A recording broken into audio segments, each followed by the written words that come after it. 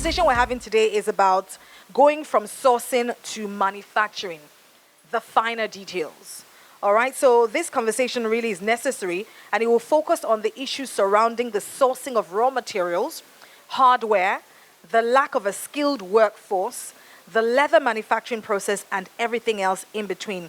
And taking this conversation with me today and with us is from City Cobbler, we have Tokunbo, Onagoruwa, we have Wurola, Abiola from Nibra, we have Winston, Udeagha from God's Little Tannery, and then we have Juliet David West from Jeeds.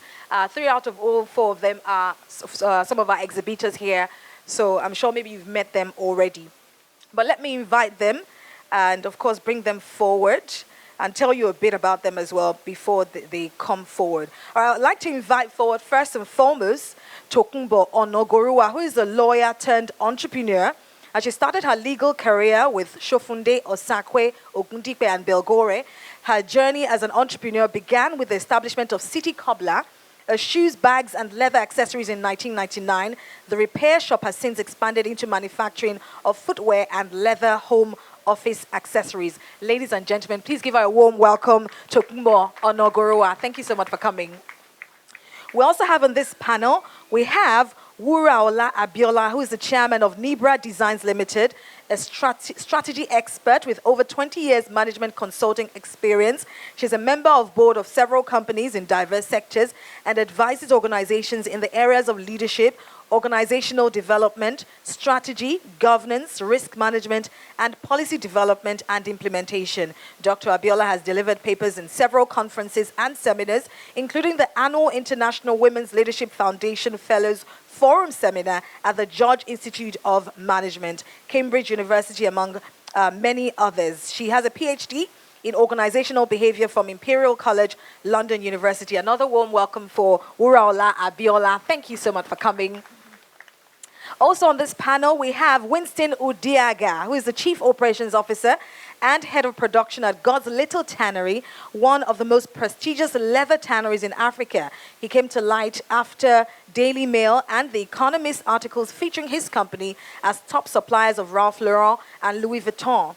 After graduating from the University of Nottingham, UK, with a BSc in Business and Economics, he moved to Italy to work in a leather tannery where he gathered experience to join his father's company. In 2008, he was admitted into the Forbes 30 Under 30 Fellowship Program. And this year, he launched a leather goods brand called Winston, which is a subsidiary of God's Little Tannery. A round of applause for Winston Udeagha. Thank you for coming. And finally, joining us on this conversation is Juliet David West. She is the chief, okay. Hello? Okay.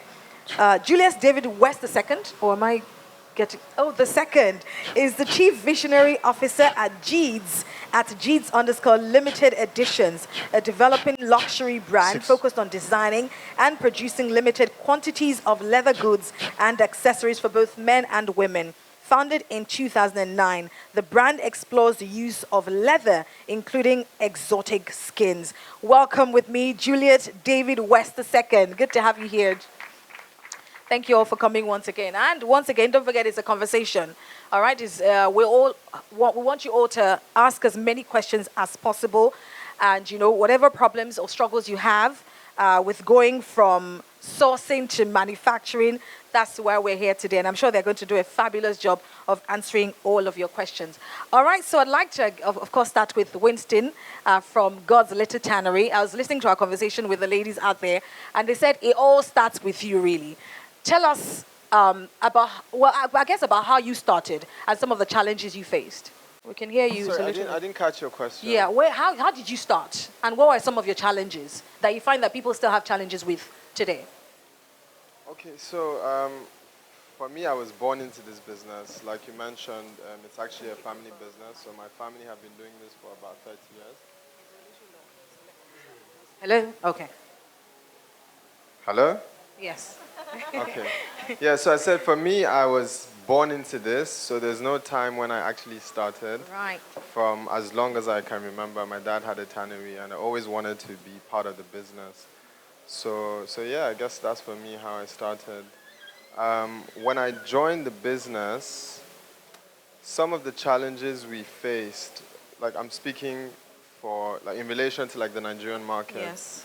was that a lot of artisans or a lot of bag and shoe makers would rather import your product from Italy and pass it off as imported leather, because it is imported leather, but it's the same leather that you've exported and imported back. So that was a narrative that we tried to change, and we tried to deal more directly with the Nigerian tanneries. All right, I guess I'd like to go to Jeez. Before I open up, are there people who have questions already? Like I said, this is a conversation, so it's not just about me. And some of you are, and Jeez, what are some of the challenges you face sourcing your materials?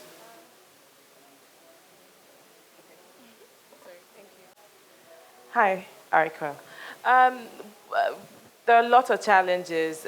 First of all, getting even the same sort of leather. So luckily for me, the way my brand is positioned, so I just produce a few quantities of leather goods. But the main challenges that I've had are getting even hardware. Because, you could go to the market today, or your suppliers who would, get you items and the different shades of gold. So you could have a buckle that's rose gold, then the next one is like champagne gold, then the next one. And at the end of the day, when you decide to produce a certain kind of product with a certain kind of clientele in mind, you have to actually put it, okay, if it's all going to be rose gold, it will be rose gold. So initially, one thing that just happened to me about 2 months ago was with the magnet class. So there was one, I bought a couple of magnet clasps from my supplier, but there was one brand name that was on it, and I had bought like 5 pieces.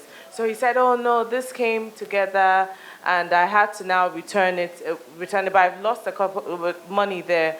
And another thing I also noticed was some of my suppliers, they get things from other brands, and you now have, the fax number on it. So getting particular suppliers that can give you just the original, it's kind of hard to get it. So, but these days we're trying to work our way around it. Right. Yeah. How about you, Abiola? What are some of these things that you find has worked for you that you think people are still struggling, that you find that can work for them as well related to this topic? Good afternoon, everybody. It's a pleasure to be here. Our approach was very different. So even from the embarrassingly long recital on my CV, you can imagine that if I was to touch anything, it'll be a bit more scientific. So we spent the last 5 years understudying the sector and understanding the pain points in the sector. And so we've engineered a project to address that. Because anything we do, we try and change the narrative. So the narrative of us importing substandard raw material and making poor quality shoes for mass market is one that we wanted to change. So it is true that there are several issues that we've identified. The first one is the supply chain. Everything from the leather to the buckles to the soles. And we've then looked at a sustainable approach to re-engineer it into a solution. So even with the soles, which we've not talked about yet, we can recycle soles so that we are actually now doing good work for the environment as well as solving a very important pain point. So there is part of that in our project. When it comes to the skill sets, people ask us why we've gone to Abia State. When we did the survey around the country, where we found the preponderance of artisans that could be retrained for our scientific production plant. That was where we found them most easily. So again, that's part of our solution. So that's been our approach. So but specifically on the leather part, which would be the most important sticking point for us, because we are starting with a production of 20,000 pairs a day to ramp up to 100. You can't do guesswork on that. You've got to have your supply chain completely nailed down. Otherwise, you're going to lose money. You would have invested in a plant that cannot operate because it doesn't have the most important raw material. So we have gone back again to re-engineer that. We now have a partnership with a Brazilian tannery who is working with us to put in place a two-stage tannery process in Nigeria.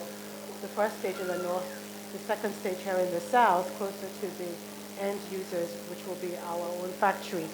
And that's really very important to us. So that's why we've even co-located our factory inside something called the Leather City Park, where all of these elements come together. So we're trying to ring-fence the risks and make sure that once that factory gets turned on, barring catastrophe, we've done all we can to mitigate the risk. It's really cool. Well, all the best with that. All right, Tokunbo, what is you manufacture footwear as well. And so what has been your experience with manufacturing specifically? Because people would ask questions yesterday about that. I mean, is it one thing to have an idea, and then manufacturing, a lot of people had questions with regards to that yesterday. So can you talk to us about your experience and what has worked for you? Good afternoon. Like Winston, I was born into this trade, so I learned it right from when I was young. But to encourage the people coming into it, I know everything about putting shoes together. I don't actually make it myself. So once you have the passion, it's the first step in the right direction. An eye for detail, a good eye for design, and good marketing skills, purchasing skills. I've lost track of your question. Manufacturing. Okay. So, manufacturing here comes with its plus and minuses. Everything is a plus. Labor, they come partly skilled. You have to train them to your specification. Sourcing raw materials, good and bad if I'm assuming most of you are dealers in or trying to get into the leather business. Our first stop in Lagos is Mushi. Mushi is good from when you start. And I would encourage everybody, go through Mushi. Yes, like it has been said earlier, you won't get consistency in the products you buy.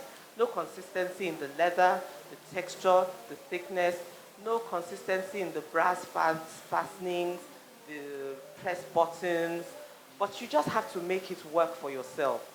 Then moving on, once you've gotten your niche market, you can now move to importing.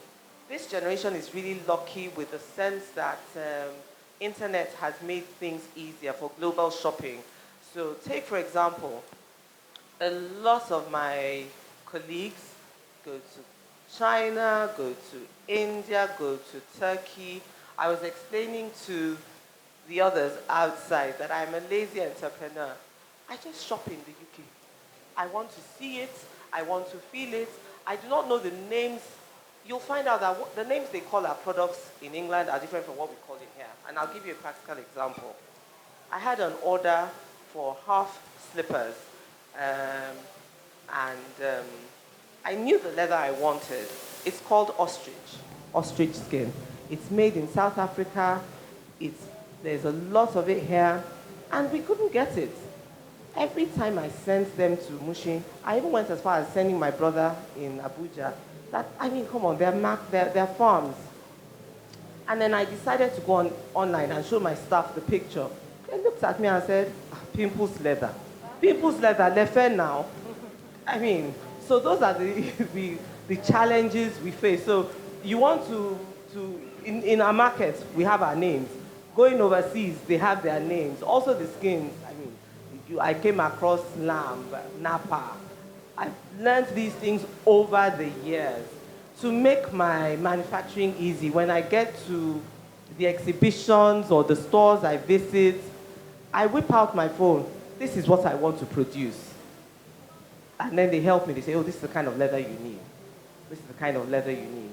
It's a good thing that, I think I'm talking too much actually, that we have Winston on this panel, because buying leather, colored leathers in consistency to the products you are making is difficult from Mushi. You can get a particular red and make 3 pairs. After that, the shade of red changes. My clients have seen my dark red on my shelf. It's as if I'm trying to play a fast one when I do a brighter red, and they're like, this is not what I ordered. Having a factory in Nigeria that produces for high-end stores abroad is a major plus for us, because then we can buy their cut-off costs easily without having to import and pay taxes. All right, thank you very much, Tokunbo. All right, so who has a roaming mic? Can we see where the mic is? Okay, so if you want to ask it, this is a conversation, so joining at this point, if you want to ask any question, just raise your hand and then we'll bring the mic to you. We've got a gentleman over here. Sit down. The mic is not on. The mic, so 1 second, let her turn on the mic. Good afternoon, everybody. I'm a shoemaker myself. According to what she highlighted, it has been a major challenge for us too. When you buy a yellow leather today, tomorrow you may not see the samples again. It has been a major challenge. So how can we cut through all this problem? That's my own challenge. Okay. Thank you. Okay. So we're a tannery in Kano. We have a stand here, so you can come and look at some of what we have. Okay, we're able to make a lot of colors, and we have a whole range of products that we make here in Nigeria. The problem I have, or the problem I face, because when people talk about these imported leather and why you can't get enough of it, is because, for example, we have a sister tannery in Italy. So for some of our articles, we do semi-finished in Nigeria, and we finish it in Italy. Now, if, say, Ralph Lauren orders 1,000 square foot of my leather, I wouldn't make exactly 1,000 square foot. I would make like 1,100, because some of the pieces would get damaged in the machines, some will get damaged by chemicals, or for whatever reason, we usually have 1 or 2 pieces that have problems. So when we make 1,100 square foot, we choose the best 1,000 and supply it to our client. That excess of 100 for us is excess. We have to get rid of it some way. So we crash the price and we sell it to people who import it back. Now when people want to get that level of consistency, because if you buy from my tannery, for example, if you order 1,000 square foot of this color red, I can make it for you for 10 years if you want. So you can consistently have that product. But I would charge you for that.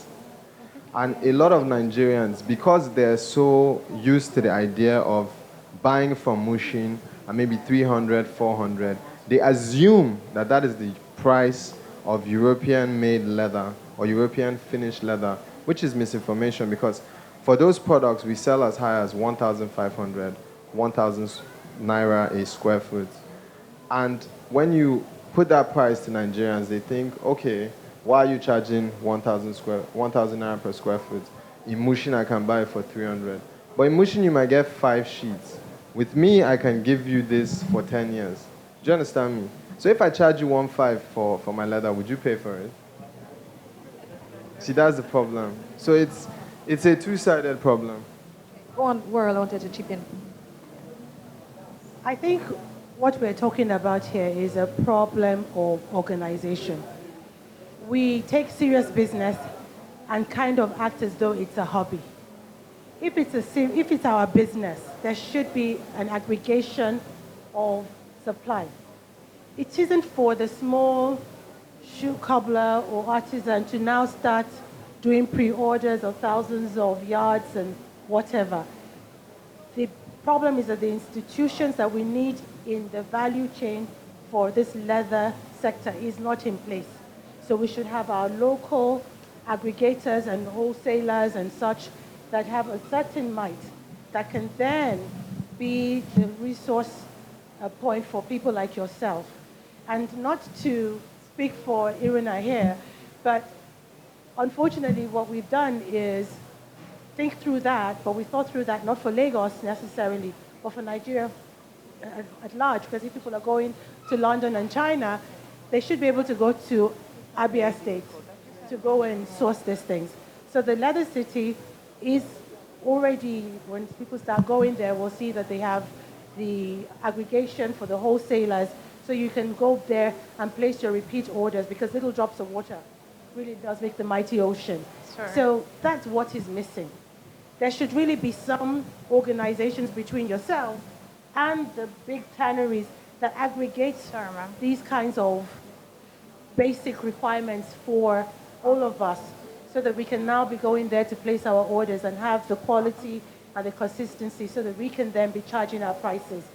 All of us here are not doing it because there's passion, there's family heritage, but we have to make money out of this. If we're not able to make consistent quality shoes that our customers are coming back for, it'll affect the prices that we can sell them for. All right, I so totally agree with what she says, Yeah. and I'd just like to contribute to that. Okay. So, like, I noticed there are people who actually can pay for that price, because I saw at the fair people are selling bags for 95,000, 50,000, 30,000. Maybe you use like 6 square foot, 7 square foot, which will cost you less than 10,000. for a For bag. that value you sell it at, it's worth it for you. But people are not necessarily able to meet our minimum order quantities, which is something I was discussing with Auntie Femi Handbags about forming like a small union. So from this fair, people who are interested in this can come to my stand and we can have a little chat about how to move forward. So if we get like a little union of people who, okay, you want 50 square foot, you want 35, you want 100, we can then collaborate and meet a minimum quantity and produce that for that union. But then obviously there has to be some level of organization and infrastructure like you were talking about. what's your minimum? Well, 500 square foot You want to is the say minimum we can do. Well, what we have missing in Nigeria is, I don't know what to call it, but it's like a trade store. So these stores, they go to the tanneries, buy their offcuts, and sell it to us. So I can get that shade of lapis in like 20 offcuts. And I know that when next I go, if I need it, they will liaise with the tannery for me. Not necessarily that, because my brother here, I don't need, sometimes I don't need 20 square meters, honestly. I just need 10 pairs of a particular color. But if we had those trade stores, and those trade stores, it's such a good business opportunity if it can be funded, because what it is, it's a one-stop shop. You get all the colors. You see different shades of leather. I'm like a child in a candy store. When I walk in, I'm like, oh, this is yellow, yellow, yellow, blue, blue, blue. Which one will I buy? I'm calling Lagos. Oh, can this work? What kind of shoes can we produce out of this? What can we do with this? If we had this here, it would be easy for everybody to go in, buy the number of sheets they want. Do you understand me? If, for clarity, I actually have some leathers that I brought in. I use it to decorate my stand. So you can tell the kind of sheets we buy when we go to those trade stores. And it makes it easier. So if we had that kind of thing here, it would help. Okay. All right, let's take it back to you for a moment. Any more? Okay, we've got a gentleman here. Okay, we've got another one there. Okay. Would like if you could tell us your name as well. Yeah, we've got someone there, just right beside you. Someone this or to your left. Yes. Hello, good afternoon. My name is Obiora. A problem we face is hardwares, getting accessories from Mushin. You go to Mushin, you will see a lot of accessories, but the problem is that majority of them are branded. So what they told me, or what I found out, is that is what sells. The guys who sell the accessories are not doing it to like, oh, trying to cater to you. We're just doing it to sell that thing. So this is what the low-level cobblers buy, and that's what they will produce, and then go to, and then customers will just buy it because they just, oh, it's a branded thing. They will think it has that name on it, and then when you go to specify what you want, they'll be like, okay, we'll check, we'll call our brother in China, and then we'll see if we'll get it, and then you go back again, you won't get that same thing. You now get a different color, as Auntie said. Then you'll be like frustrated with it, and you'll be forced to now use that same hardware that is available. So when you now purchase the hardware, 1-2 weeks, it breaks.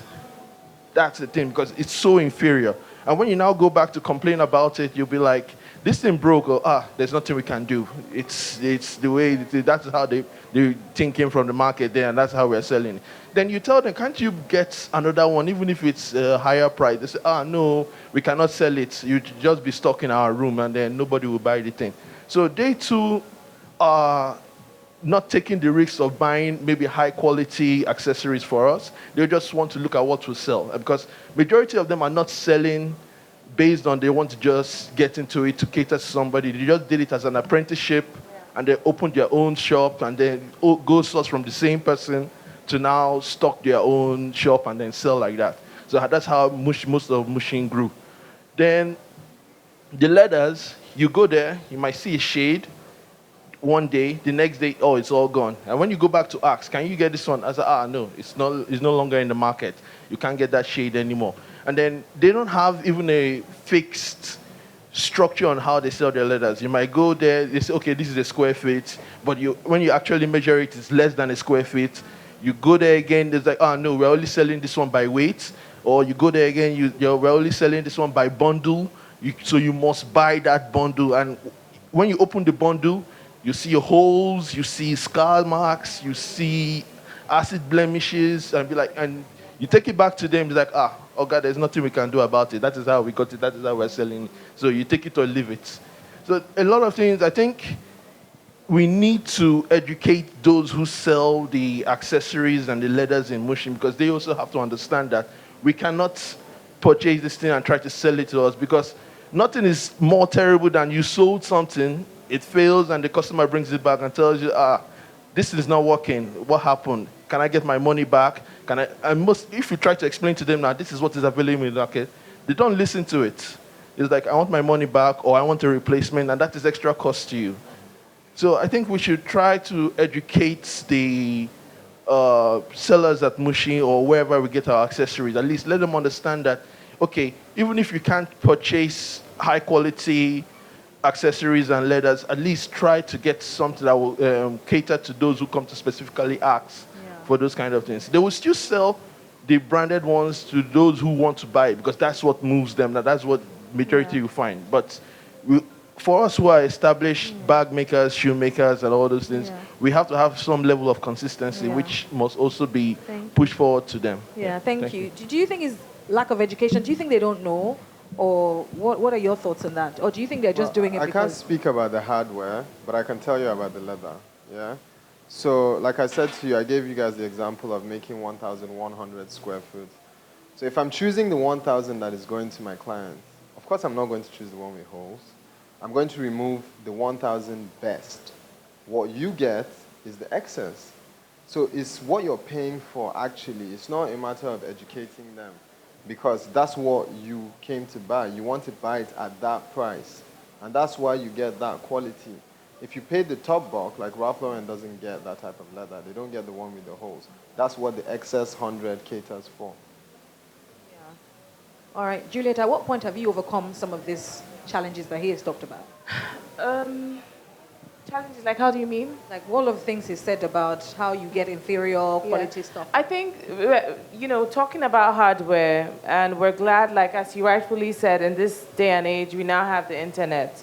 So it's actually to, research online and get a good supplier who could get you hardwares into the country. But there are challenges with that, because you could also order for hardware and they bring a sample to you and you could break it with your finger. So you're going to try.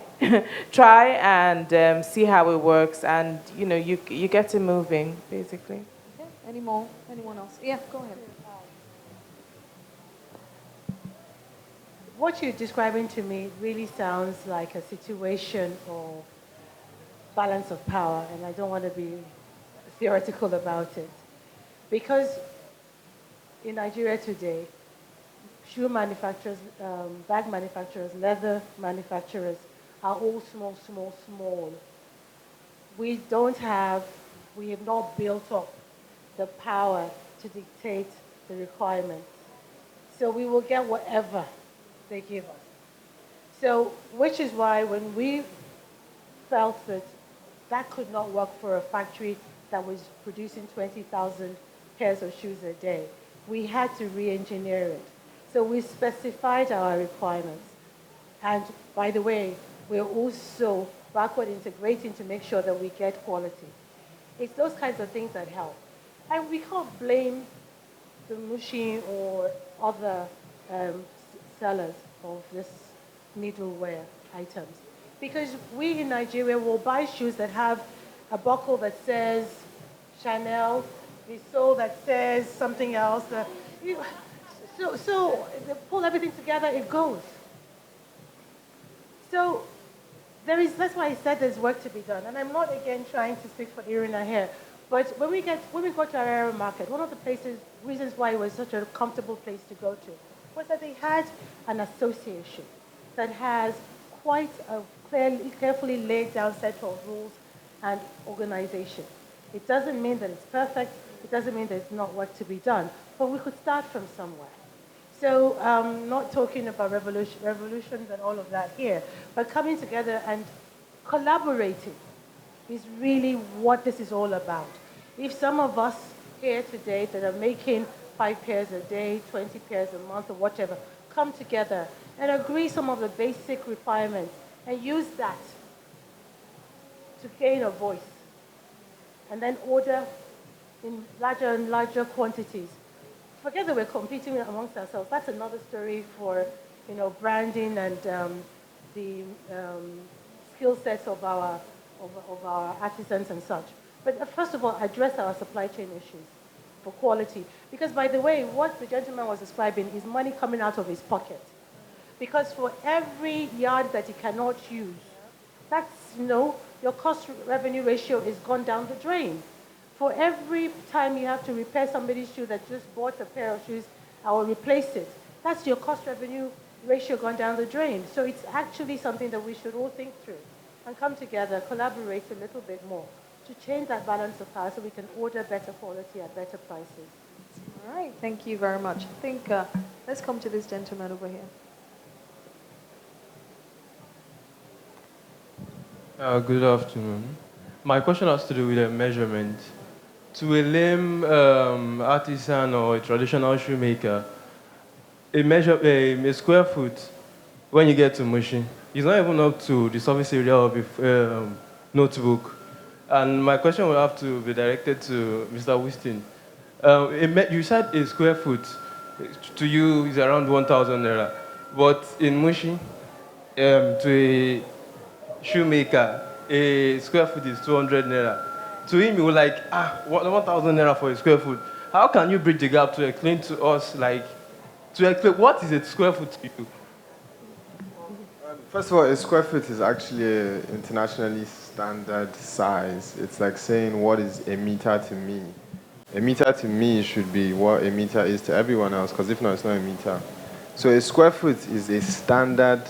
Square foot. Yeah, a square foot. It's like a standard internationally recognized measurement. So I think it's 5 by 10 maybe. You can Google the conversion in inches, for example. So what was the second part of your question again? The thing is, a square foot. Okay, the price difference. Mm-hmm. A square foot to someone who is buying a leather in Mushi is smaller to the standard. Yeah, they're conning you. That's not right. You don't get. What they do is they don't use measurements. Yeah, they use book. Feet. They use one pair. So, say for example, if you want to buy leather, full sole, they will measure 2 feet. They use like size 45. Sometimes you are lucky, generous size 46. They don't use proper metrics to measure. So you can't compare their price with his price. I'll tell you why you also can't compare their price. The quality in the production of the leather is different. The part of the cow they are selling as leather to you is different from the part he might be using. So you can't have a uniform price. Mushi price is based on what you are getting. Also, because we are buying off-cuts from Mushi, yes, there'll be holes, there'll be scratches. Where they've not rolled it but folded it, there'll be creases. So you can't compare your Mushi price with their price. What you are guaranteeing from them is quality and consistency, which you are not getting from Mushi, and now we have to pay for. Do you understand? also, if you go yourself to the market, then you can pick, you can be choosy, as in, look, this part is creased. There's no way I'm going to cut the shape or the pattern without it including it. Yes, they are difficult, but you want to sell also. So depending on what your price range is for your goods, is the quality of the leather you will buy. You have to pay premium to get premium. You get me? Exactly. Thank you very much. Okay. I was just going to add, so like she said about meeting your clientele. So like if your clientele buys stuff for like 70, 50, then you can buy stuff for 1,500 a square foot. But I also have stuff that is like 200 naira a square foot, 100 naira a square foot, that you can get consistently. But it's lower grade than what I would sell for 1,500. So I have people, for example, in Aba who buy regularly from my tannery. But what they want is the lowest available grade. And that's probably what they have the market for, because they sell their shoes like 2,005, 3,000 naira. So you have to check what your customers will pay for. There's no point buying 1,000 naira per square foot if you can't sell the shoes more than 2,000 naira. Doesn't make sense. Okay. All right. Yeah, go ahead. Okay. Good afternoon once again. My name is Lukman Bajide. To buttress all what we have been saying. So, as this part of conversation, you're supposed to have people from that Mushin, the core area. No, it's a fact. We are all stakeholders in this business. If there are no Mushin, we can't be. She understand? The organization is supposed to, okay, they have an association. Okay, who is going to represent who? In terms of decorations, in terms of leather. She understands? So, okay, come to sit here. Let's ask you questions. How do you come about your square foot for us? As Winston is describing how his own square foot is different from the one they are selling. At times, it won't be, if you want to buy leather, in fact, today, different pattern, tomorrow, different, and it's not very varies. They usually go to level this small size for square foot for you. No, it's very annoying at times. She understand? So, I'll just employ this leather fair, whatever, to maybe in their next one, maybe they just call one of them or two of them, maybe in their association. No, yes. Because we are all stakeholders in this. Sure, it's very annoying. They said some leather, 300 the square foot, very small.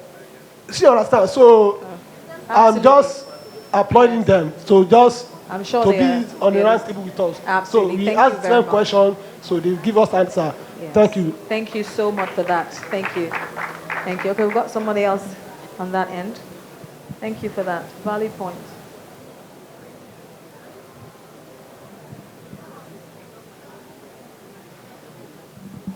Good afternoon, everyone. Good afternoon. My name is Omada. What is coming out clearly to me in this conversation is that there's a gap somewhere. Not everyone can afford to buy the more high-end, good quality leather. But does that mean that if all I can afford is 500 for a sheet, I have to manage the one at Mushin that has scraps and holes? So I think what we need to be discussing going forward is how can we bridge this gap and factor in people's pockets, because we need to understand the economic realities. If I start a leather business today, can I afford, especially as a small player in the industry, when you factor in the fact that getting finance is difficult, you go and get a loan for 28%, you get all of that, your overhead costs, you need a generator and all of these things. At the end of the day, what most people can actually afford is the sheets for 300 naira. But so if I can afford only sheets for 300 naira, does that mean I have to contend with or be subject to leather that is terrible? So what's the way forward? I think what Wura said was very interesting. Working in clusters helps. So I want to hear more about what she was talking about their innovative solutions. I find this interesting. And also I think this is something that I will expand upon when I go back to work, because I work somewhere, so I don't want to expose myself. But please, can you expound on that? Because I think this is very interesting. The supply end is very fractured. There are a lot of people who want to go into this business, but they are constrained by finances. So if I can't afford to buy 1,500, is that it? What's the solution? Thank you very much. Thank you. Okay. Thank you for the question. I will probably pick something first and then dovetail into what you were saying. Whether you're a small entrepreneur or you're setting up a large company, all the requirements are about the same. So when you talked about electricity, for example, even with our factory, yes, we have to put a solution together, but we've also made sure that automation is as absolutely required. We're not automating and making it so expensive to power the factory because, like you said, we want to sell. And our own market is that affordable quality, what we call the affordable quality. So we're not looking at 90,000 naira shoes or anything like that. If our shoes are more than 10,000 naira, then they'll have to have a really good reason. So that's the first point. But one of the things that we also need to talk about is the design of our shoes so that we can design shoes that are cost efficient. Sometimes our designs are wasteful, and even the cutting is wasteful. So you can afford to buy slightly more expensive leather if you minimize the waste when you cut because you're using more of it. So these are the kinds of small things that we start to think about. And that is why, again, the skill sets come in.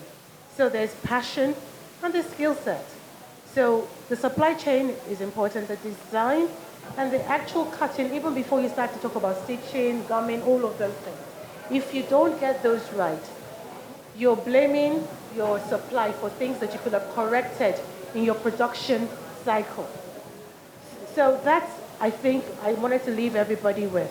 So let's then go back to the solutions that we found. And our solution, because we want to be such a big player, we can't make the solution just for ourselves. Because the reason why we don't have ready-made trade stores like you described is because our end of the market is fragmented.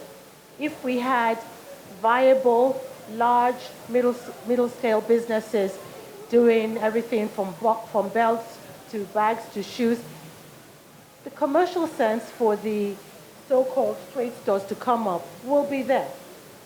So that's why we've then said to ourselves, if our ecosystem works, we can flourish. We cannot flourish outside of a powerful ecosystem, outside of tanneries that now know that it's good business to produce for Nigeria versus export. Because if it's better for them to export, they should.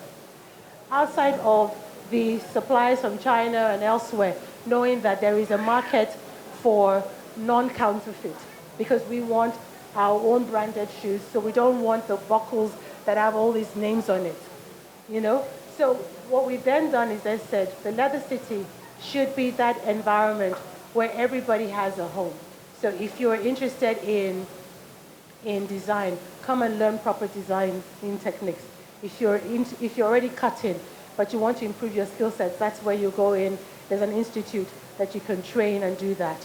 That means that we then are getting employees for our factory. So it makes sense for us. The tannery that we're talking about, they'll have their operations there as well, so they can be supplying wholesale.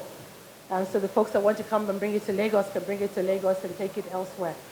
So if the ecosystem works, then our factory can survive, but otherwise, we can't do it alone. So when I'm talking about our solutions, it's not because we are philanthropic about it, it's because it makes sense so that we can make money.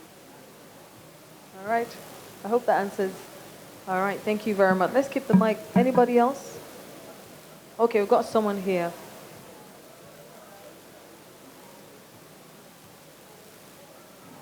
Yeah, good afternoon, everybody.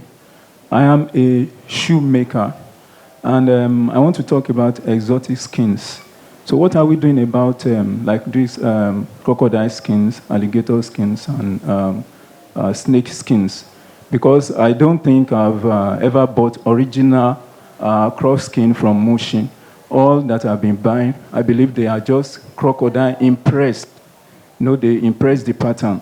So do you deal only in cattle skin or other skins? What about the exotic skins, especially for you, Winston? Yeah, okay, so we're able to process any type of skin. So we can make snake skin, we can make crocodile skin. However, it's not something we make readily available, so we make it only on demand because they're very expensive. And so people actually have to pay for it before we make it. Because we've had a case where people order like, okay, I want some croc skin, it looks nice. And then we make it for you and we charge you for it. And they're like, oh no, that's too expensive, I can't afford that.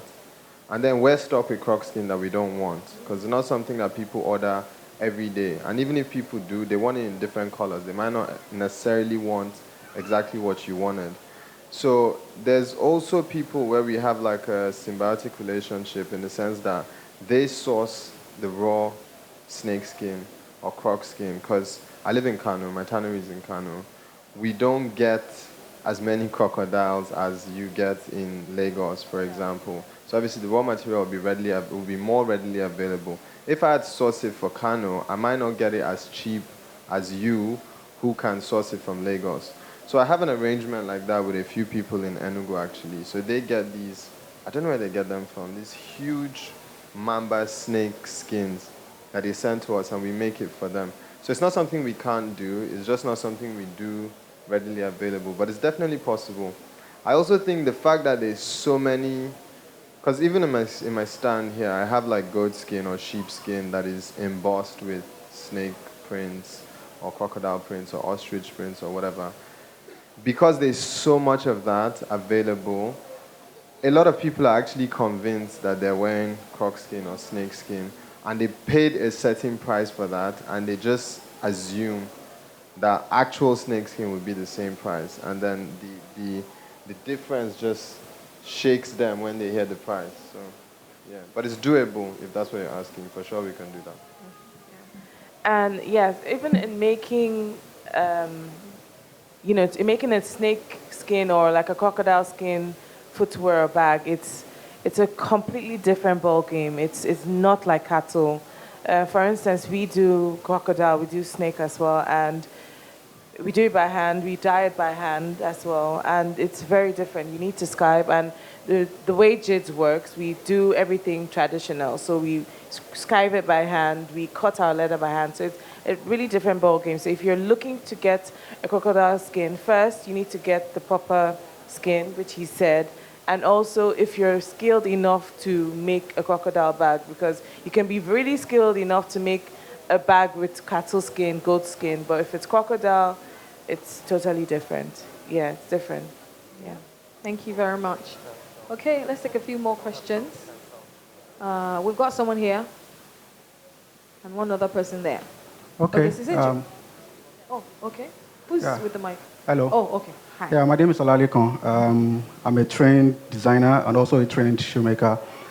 I really want to ask, what are you guys really doing in terms of saturating the leather market with your products? Because, I mean, the man that said something about Mushi, I mean, it's very right. The other question is, how are we closing that gap from, I mean, with the enlightened, trained, skilled shoemakers and also those, especially in Mushi also, because we have quite a few skilled guys also in Mushi. But they don't know that leather fair actually happens. This is my third leather fair that I've been attending leather fair. We don't see them around.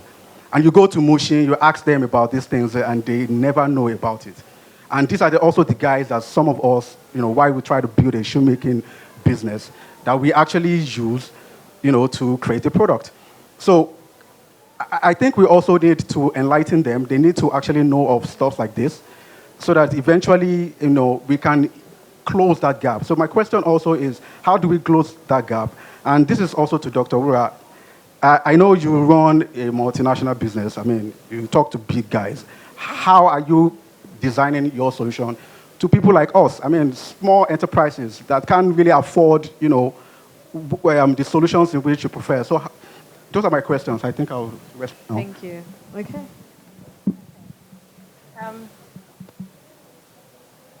I'm very bad at pitching, but please see Irina, she'll explain.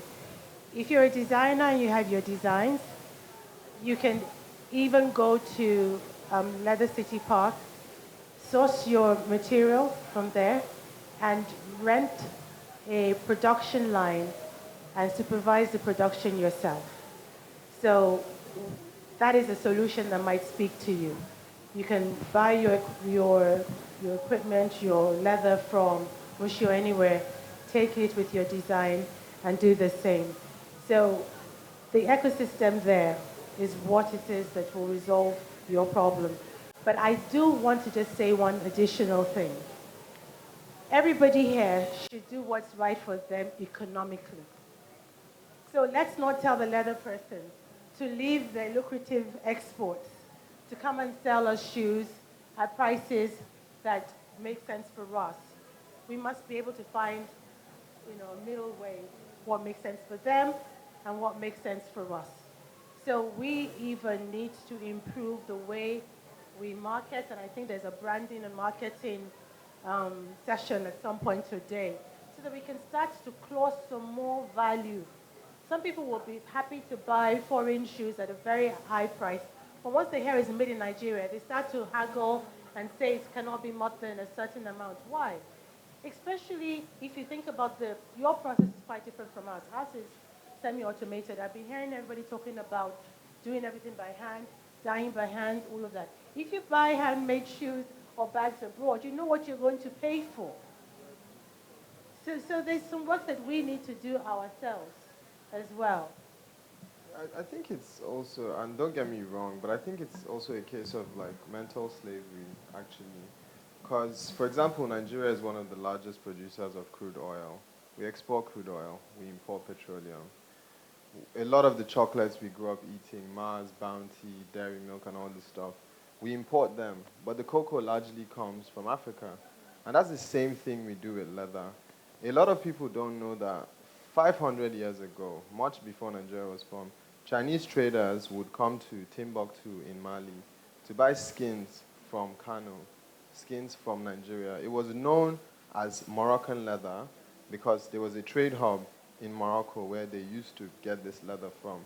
And I think as recently as, I think maybe in the end of the 80s, like early 90s, the Queen had some furniture made with this Moroccan leather from like in the palace, in Buckingham Palace, and she wanted them redone. So she gave the contract to a British guy who owned a tannery in Nigeria to source this Moroccan leather. They had been looking for this leather called Moroccan leather, and they actually traced it back to Kano, So we actually have some of the best leather in the world that is worth the value we charge for them. When people buy made in Nigeria stuff, made with similar quality, that same mental slavery is still affecting them. The fact that, it's made in Nigeria, it can't be more than a certain price. That is also killing the industry, and it's not allowing the industry to thrive. Because you see stuff that is actually better quality than Zara, or like a basic top shop, a basic high street shop. But people wouldn't want to pay as much because, this one is foreign and this is Nigerian. So I think we're also part of the problem, and we need to correct the mindset as well as, the market and all the other things we've spoken about. Absolutely, absolutely. I think we can take one last question or comment, and then we've got to wrap it all the way up. Okay, our last question for this conversation. Okay, my name is John. I want to know the leather city in Haba, is it fully operational? Partially operational, fully operational first quarter next year. So we're ramping up different elements of it. The part where third parties can come in and rent or hire production lines will start next year. February? March. Okay, so our next conversation will be with Mark Stevenson and Chikwes Okafor is the art of retail, getting your product to market. I want to say a big thank you to all of our speakers for this conversation. Thank you so much. We appreciate it. There's a round of applause for all of them. I'm sure you can meet them up after this session and if you have any more questions for them. Thank you so much for being a part of this conversation. In about 45 minutes, we'll come back here for the next conversation with Mark Stevenson, Tara Fela Jurotoye, and Chikwes Okafor. Thank you, ladies and gentlemen. Enjoy yourself.